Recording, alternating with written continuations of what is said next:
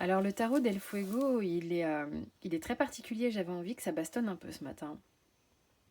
Le truc c'est qu'il est très très riche en informations et du coup j'aurais 1000 trucs à dire. Simplement ce qui va être central ici c'est le jugement, hein. Il y a clairement comme si on venait vous faire sonner mais une cloche mais de manière un peu violente. Euh, euh, Vraiment à côté de l'oreille, quoi. Parce que ce petit lapin, le lapin, il symbolise beaucoup la peur, hein, au niveau de, de ce qu'il est, au niveau de... Voilà, souvent c'est la peur qu'on va associer au lapin. Donc c'est comme si ça venait vous réveiller, réveiller peut-être des peurs chez vous, certes, mais vous obliger à sortir du terrier. C'est intéressant parce qu'en plus de ça, c'est l'ermite ici, en toile de fond, qui...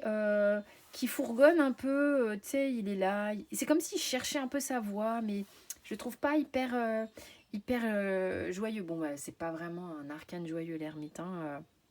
C'est un arcane qui est relativement calme, empreint de sagesse et de lumière. Mais là, dans le tarot del Fuego, on sent qu'il cherche sa lumière, mais qu'en cherchant sa lumière, j'ai l'impression qu'il lui arrive quand même deux, trois bricoles. En tous les cas, c'est ce que je ressens ici dans la carte. Et surtout qu'il y a quelque chose qui le rend triste, peut-être quelque chose qui vous rend triste en ce moment.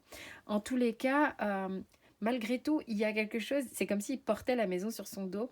Et puis aussi, en lui, il y a quelque chose de tellement chouette et tellement doux. Moi, franchement, je suis très confiante. Surtout qu'il y a il y a le jugement qui vient le réveiller. Alors certes, ah, j'ai pas choisi ce tarot pour rien, hein. Euh, et on prend la lame, tant pis, on la prend par la lame, on la prend par le manche. Peut-être aussi c'est une indication de vous dire, ok, quand tu vas te réveiller, ça va peut-être être un petit peu brutal, et puis tu vas prendre comme ça vient, ok.